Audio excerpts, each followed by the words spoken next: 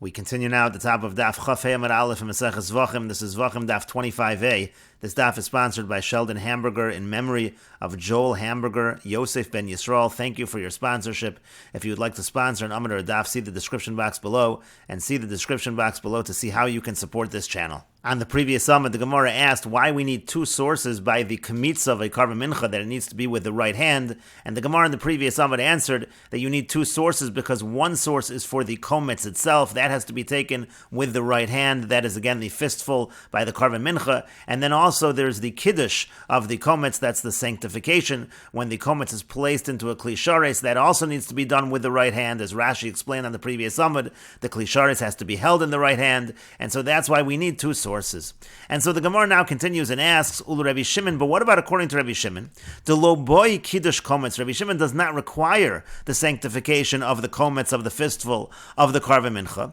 Ulaman damar Rabbi Shimon nami boy kiddush kometz. And even according to the one who says that Rabbi Shimon does require sanctification of the kometz, but bismol achshure machsher, but he does allow it with the left hand. He says when it comes to kiddush kometz, there is no requirement of the right hand. So then we're back to that question, yad de Rava Lamali, what do we need the Gzer Shava of a Yad of Rava, meaning to say, why do we need two sources, two separate sources when it comes to the right hand? Because Ila Kemitza Atzma, because for the Kemitza itself, for Rabbi Shimon, we already have a source. Mid Rabbi Yehuda, Braid Rabbi Chia Nafka, because Rabbi Shimon learns it from the teaching of Rabbi Yehuda, the son of Rabbi Chia. That's how he learns that the Kemitza needs to be done with the right hand. The Yom Rabbi Yehuda, Braid Rabbi Chia, because Rabbi Yehuda, the son of Rabbi Chia, says, my time with Rabbi Shimon, what's the reason of Rabbi Shimon? The Yomar Kra, because the pasuk says Kodesh Kadoshim he kachatos v'cha'asham. By the mincha it says it's Kodesh Kadoshim like the chatos and like the asham. It's compared to both, and we understand that to mean bala ovda biyad ovda biyamin. If he wants to do the avoda with his hand, so then he does it with the right kechatos like a karban chatos. Bala ovda bekli, and if he wants to do the avoda with a vessel, so then ovda bismol ka'asham. So then he does it with the left hand like a karban asham. We'll see Rashi in a moment, but in any case, that's the source of the idea of the yamin, of the idea of the right hand. Why do we need two sources?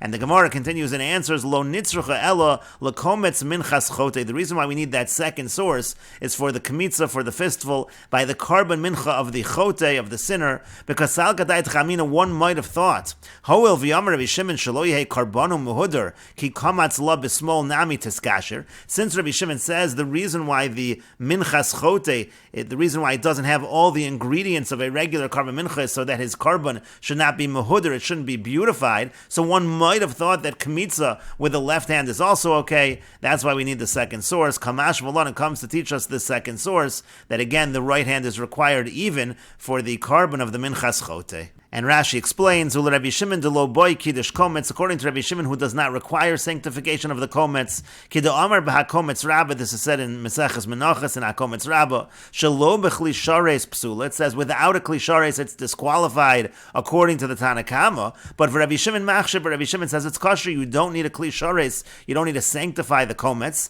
And then the Gemara said, Ulaman Amar nami, even according to the one who holds that Rabbi Shimon boy kiddush kometz, that says Rabbi Shimon actually does require sanctification of the kometz. The ika amoroi de pligi hasam. Rashi says that there's a machlokas amoroim over there, meaning in Menachos, b'milsei de Rabbi Shimon, within Rabbi Shimon, what exactly Rabbi Shimon holds.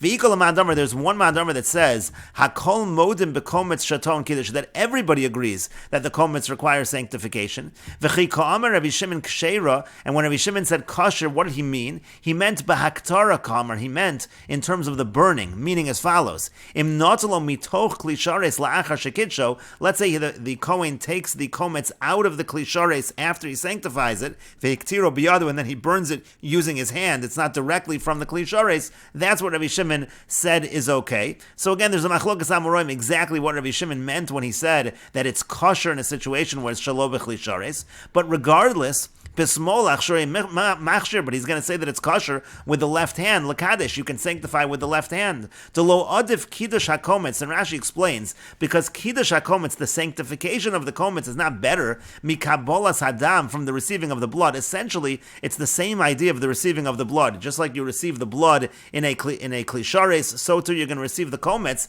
in a kli shares. The machshir lo Rabbi Shimon bismol, and we already said earlier that Rabbi Shimon says when it comes to the kabolas hadam, that can can be done with the left hand according to Rabbi Shimon, and so that's why Kiddush Komets as well can be done with the left hand according to Rabbi Shimon. And so then the Gemara said again, why do we need this second source? Why do we need this Gezerah Shava? This was a Gezerah Shava from Mitzorah brought on the previous Amud. Ila Kmitza Gufa, if it's for the Kmitza, for the fistful itself, Shetahei Biyamin, that the Komets should be taken with the right hand. To Rabbi Shimon lo nafka lemi v'komatz hakohen. Now Rabbi Shimon's not going to learn that out from v'komatz hakohen to ha'amru la'el to be'inan Rabbi Shimon etzba. We said earlier, Rabbi Shimon doesn't learn out from the word hakohen. He learns out, he has to have the word etzba to teach the right. But midir Rabbi Yehuda nafka, but still, he really can learn it out from Rabbi Yehuda. Again, that's what the Gemara brings. Rabbi Yehuda b'reid Rabbi Chia, he should already be able to learn out the idea of the right hand of the Komets from the pasuk of Kodesh Kodashim Hi Kachatos v'cha'asham. He does have a source. So my time with Rabbi Shimon, the Gemara then said, what is the reason of Rabbi Shimon to machshir haktaras komets shelo bechli? What's the reason of Rabbi Shimon that he allows the burning of the komets without a vessel? What is the source for that? Im helon lemizbech biyado. Let's say he just brings with his hand the komets to the mizbech without a kli. Amar kra b'mincha. It's because the pasuk says by karva mincha kodesh kadashim he. It says it's kodesh kadashim again kachatos v'cha'asham lahachi iskish mincha lachatos v'yasham. And it's for the following reason that this carbon mincha is compared to the carbon chatas and the carbon asham. Lomer lach, to tell you, bala ovda biyad, if he wants to do the avoda with his hand, that's the whole idea over here. You don't need a kli. If he wants to do the avoda with his hand, ovda biyamin kachatas, he can do that avoda with his right hand, or he should do that avoda with his right hand, like a carbon chatas. Shezrikas dama biyamin. When it comes to carbon chatas, the zrikas hadam, which is really in the case of a carbon chatas, it's an application of the blood. It's not a throwing of the blood. It's done with the right, b'matan etzba, with the right, with the finger. V'lo b'chli, it's not even done with a vessel. Uvo yimin, it needs to be with the right, meaning with the right hand, again, on the finger of the right hand. T'chsiv ba etzba ukahuna, because over there it says both etzba and kahuna, and so there is a requirement. So again, if it's going to be done with the hand, when it comes to carbon mincha, it has to be the right. But ba la'ovda b'kli, let's say he wants to do with a kli, ovda b'smol ka'asham, then already he can do with the left hand, like a carbon asham. Shezrika b'kli, because when it comes to carbon asham, the zrika is done with a vessel, you throw the blood. V'hikshera b'smol, l'Ravi Shimon k'damar leil, and that's kosher with the left hand, like Rabbi Shimon said earlier. Zorak b'smol pasul, it said that if you throw with the left, it's pasul. Rabbi Shimon machshir, but Rabbi Shimon says it's fine, it's kosher. Alma iboy biyad ovid, ibechli ovid. So you see two things really from this source. Number one, when it comes to carbon mincha, like we mentioned, Rabbi Shimon says it can be done with the hand, or it can be done with the vessel. Umemela nafka kamitza biyamin. You also learn out that the kamitza, the taking of the fistful is with the right hand, to ha'avodas yadi, because that's an avodas yad. It's something you do with the hand. Velo avodas kli. It's not something you do with the vessel. So again, that becomes the source. That becomes the source for the right hand. Why do we need the second source? And the Gemara then answered, lekomets de minchas chote. It's for the komets of a minchas chote, the mincha of a sinner. Shetei kamitzaso biyamin. That particular carbon mincha, the komets, the fistful, is taken with the right hand. Now, why would you think otherwise? Dehoel v'yam Rabbi Shimon beparakam de menachos. Since Rabbi Shimon said in the first parak of menachos, b'din hu shetei minchas chote tu'una shemen u'levona. Really, the minchas chote should require the additional ingredients of shemen, of oil, levona, frankincense. Shelo yehei chote niskar, because a sinner should not profit because he's a sinner. Therefore, he brings a carbon mincha that's going to be less expensive. Umipnei malo hitina. But why did they not require these additional ingredients? Shelo yehei karbona muhuda. We don't want him to have a beautiful carbon. So sa'agadai chamina. Now, because of that logic, one might have thought that kmitzas small tiskasher ba, that it's kosher to do the kmitza with the left hand. Kamash malon yad yad derava. That's what the Gezerah Shava from Mitzorah, yad yad, again of Rava's Gezerah Shava in the previous Amud. That's what that's for. Kula shmaita b'menachos, and Rashi notes the whole sugi here is in menachos. And the Gemara continues with the Mishnah, Nishbach Hadam ala Ritzbah, if the blood spills onto the floor, Va'asaf, when he gathers it, Pasul, then it is disqualified. And Rashi explains, Nishbach al Haritzbah, let's say it spills onto the floor, it means to say as follows, Mitzavor Behema, we're talking here again about the Kabbalas Hadam, the receiving of the blood, it's supposed to be received in a vessel, let's say it spills from the neck of the animal, Shalon Eskavel Bekli, it never is received in a vessel, instead it spills on the floor, and then he gathers it up and places it into a kli from the floor. floor, that is going to be possible. And the Gemara says, Tanu Rabbanon, the rabbis taught, V'lokach hakohen hamoshiach midam hapor. It says that the Kohen Gadol takes from the dam hapor. And how do we understand this? Pasuk says the Brisa, midam hanefesh. First of all, it means from the dam hanefesh, that's the blood, that is the soul blood, so to speak. It's the main blood that pours out of the arteries after the shchita, after the slaughtering of the animal. V'lo midam ha'or. This is not talking about the blood that's on the skin or the hide of the animal. What it means to say is that when they would slaughter the animal at the neck of the animal, so the animal would bleed a little when the knife would initially touch the neck of the animal, that blood is not the dam hanefesh. It has to be specifically the dam that's coming out of the major arteries over there where the shechita is done. V'lo midam hatamsitz. It also can't be the dam hatamsitz, which is the remnant blood. That's after the dam hanefesh has come out. You have the dam hatamsitz. That's not the blood we're talking about. It has to specifically be the main blood, the life blood, which is called the dam hanefesh. And midam hapor, and it says in the pasuk, from the blood of the par, the blood of the bull, we understand that to mean dam mehapor yikablenu. The blood has to be received directly from the par. That's the idea that we're saying in the Mishnah. It shouldn't spill into something first, let's say spill on the floor first, and then be gathered up. And the Gemara says, the isal gadaitach, because if it should enter your mind, midam hapor kidichsiv, that midam hapor, what it means is the way it sounds like it's written, meaning midam viafilu mixas dam. Maybe you'll say that midam hapor means it can even be some of the blood. You don't need to get all of the blood. That's not true. V'yamar Rav, but Rav says, hashochet tzarich sheyakabel es kol damo shel par, that the person doing the slaughtering, he needs to receive all of the blood of the par. We'll note over here that the Bach has the girsa of v'ha'amar Rav Yehuda amar Rav, not v'ha'amar Rav, but Rav Yehuda says that Rav says, again, the shochet, he needs to be makabel all of the blood. Shenamar, like it says in the pasuk, v'as kol damo yishpoch, it says all of the blood he pours, and so therefore it has to be all of the blood. So it can't be mixas adam, it can't be part of the blood. So ela midam hapor. Rather, what does midam hapor mean? It means dam mei hapor yikablenu. The dam has to be received directly from the bull. Because savar gorin umosifin v'darshan, and this Tana holds gorin mosifin v'darshan, which essentially means you can rearrange the letters. So even though it says in the pasuk midam hapor, we understand it to mean dam mei hapor.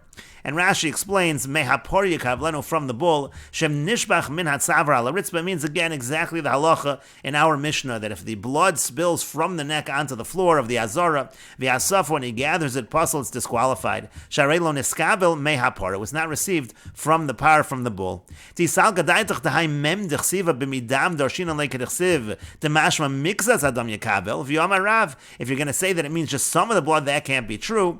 And then gorin again means os miteva. Gorin means we take a letter off of this word. We put the letter on the other word. V'darshim k'Rabbi Shimon b'seder Yuma. And again, we darshan in that fashion, like we find in Meseches Yuma.